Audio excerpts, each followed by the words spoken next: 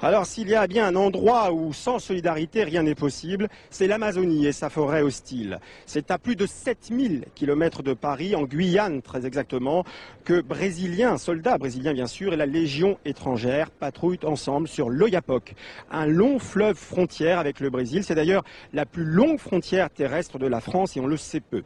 Alors comment ces soldats collaborent-ils? Avec quelle mission? Avec quel objectif? C'est ce qu'ont voulu savoir Zindine Boudaoud et Gilles Jacquet qui ont accompagné ces soldats de l'extrême. Les pirogues de la Légion étrangère remontent à plein gaz l'Oyapock, fleuve frontière entre la Guyane française et le Brésil. Cette fois, les bérets verts de la Légion font en route commune avec l'armée brésilienne. Tous les 2 ans, les soldats des 2 pays patrouillent ensemble, 400 km de navigation, puis 10 jours de marche en forêt. On essaie d'organiser une patrouille mixte entre l'armée française et l'armée brésilienne sur cette frontière. Ça permet quand même de montrer aux gens sur place que les 2 armées travaillent la main dans la main. Le fleuve est un point de passage pour les clandestins brésiliens attirés par l'or de la Guyane. La présence militaire est censée dissuader ces chercheurs d'or souvent sans foi ni loi. Camopi, dernier bastion de la Légion étrangère avant la forêt profonde. Les Français vont passer la nuit ici, les Brésiliens sur leur sol, de l'autre côté du fleuve. Le lieutenant Alix Esmiro, chef de la section française, fait la traversée. Il part visiter le campement brésilien.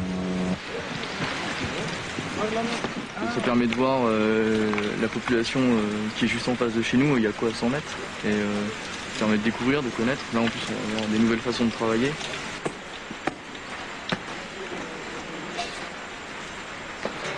La moitié c'est déjà construit. Ok, il reste encore la moitié à faire. La fin du mois qu'il a dit. L'armée brésilienne construit un camp bientôt opérationnel. Des troupes stationneront juste en face des Français de Camopi.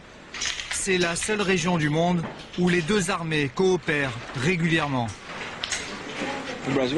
Pour le Brésil, cette mission avec la Légion étrangère est très importante. Pour nous, cet échange avec les Français est une bonne manière d'apprendre d'autres façons de travailler. Sur cette frontière, la coopération est vitale. La patrouille n'est pas sans risque. Certains orpailleurs sont prêts à tout pour protéger leur or. Demain, il faudra être vigilant. 15 capots chef, capots et légionnaires, à vos ordres, mon lieutenant. Un petit point au niveau des règles d'engagement. S'il n'y a pas les légitime défense, on ne tire pas. Soit on tire du côté français sur les Français. Donc on reste à la légitime défense et on fait en sorte que la section brésilienne, elle soit pas mêlée à l'affaire. Soit on tire sur la section brésilienne. On les aide, toujours pareil, légitime défense, et on essaye de les dégager le plus vite possible. Section. Aujourd'hui, on continue un pirogue. On a environ une dizaine d'heures, comme il a dit le lieutenant. Selon le courant, il voit ici, il n'y a pas d'obstacle sur le fleuve. La saison des pluies. La météo se dégrade vite. Après 10 heures de navigation, pas de chercheurs d'or, mais à l'horizon, un obstacle redouté, les rapides de 3 sauts. La mission franco-brésilienne va devoir faire face à sa première difficulté. Pour la population locale, des Amérindiens, des Wayapi, le spectacle est rare. En dehors des militaires, peu d'Occidentaux parviennent jusqu'ici. Pour les soldats, l'épreuve commence vraiment. On va décharger tout, on va le porter jusqu'en haut et on reprend. Et après, on va tirer les pirogues. On va tirer le peu. Ça pose un problème, c'est difficile, c'est compliqué. J'espère que non, mais je crois que oui. Pied à terre donc, les militaires débarquent tout leur matériel. Il faut alléger au maximum les pirogues pour leur faire franchir les rapides à la force des bras. Les autorités préservent les Wayapi à la merci du moindre virus venant de l'extérieur. Pour protéger leur santé, le contact avec eux est limité, voire interdit.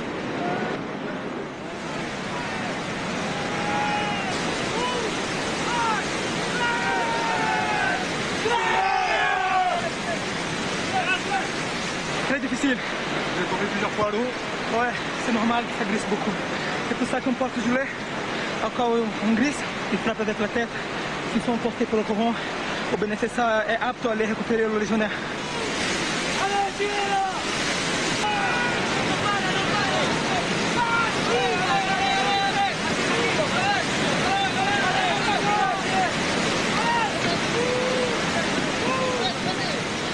Après 2 heures d'effort, les soldats ont eu raison des tumultes du fleuve. Là, on voit la cohésion de la Légion, la cohésion de l'armée brésilienne. Et ensemble, on fait la force. Comme vous voyez, la pirogue elle fait 2600 kg vis-à-vis de la vitesse dans laquelle on a fait passer. Pour accomplir ce type de mission, il faut d'abord apprendre à survivre en forêt. Le camp Regina est là pour ça. Parmi les stagiaires, des Équatoriens, des Colombiens et des Brésiliens. Ils ont pour maître des instructeurs de la Légion étrangère. Pour eux, franchir les obstacles est un jeu d'enfant. Pour les stagiaires, parfois, c'est un calvaire.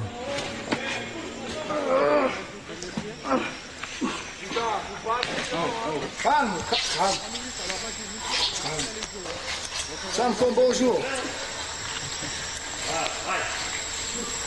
Go! Allez,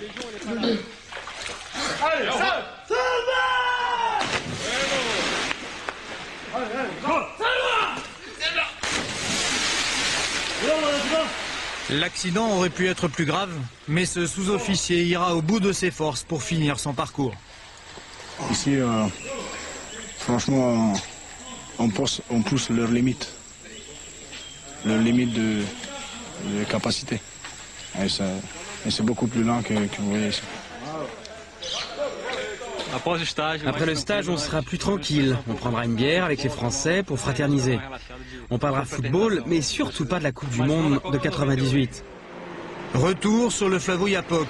L'expédition a déjà parcouru près de 400 km. Ah, sinon on coupe, hein. Commando, la coupe, c'est parti là. Depuis 2 ans, aucune patrouille n'était venue jusqu'ici. Il faut donc dégager la voie.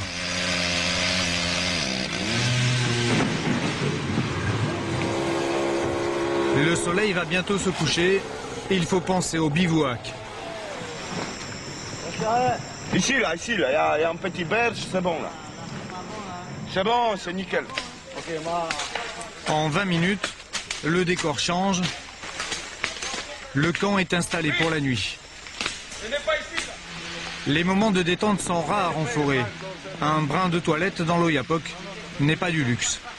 Là, je lave mon vêtement parce qu'en forêt, c'est très important avoir le tenue propre pour éviter les maladies de la peau et avoir des boutons. Voilà, hygiène. On essaie de garder l'hygiène un maximum. Dans l'humidité, au milieu des moustiques, des araignées et parfois même des serpents, la soirée débute. Vous chantez ou pas? Encore une heure. Les hommes font un peu plus connaissance. Ils ont déjà passé 5 jours ensemble.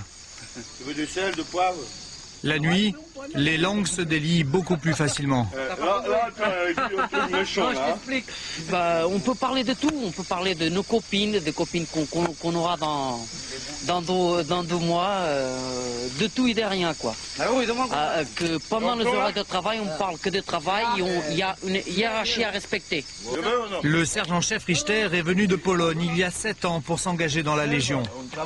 Seule information sur son passé, il était cuisinier. On voyage beaucoup, on voit beaucoup de pays, on fait des trucs extraordinaires, lesquels on ne pourrait jamais faire ailleurs. Qu'est-ce qui a fait qu'à un moment donné de votre vie, vous avez décidé de rentrer dans la Légion? Il y a un événement sans doute qui s'est passé dans votre vie qui pourquoi vous dites sans doute? Pourquoi vous dites sans doute? Non, il n'y avait rien qui se passait. Il n'y a rien qui se passait avant.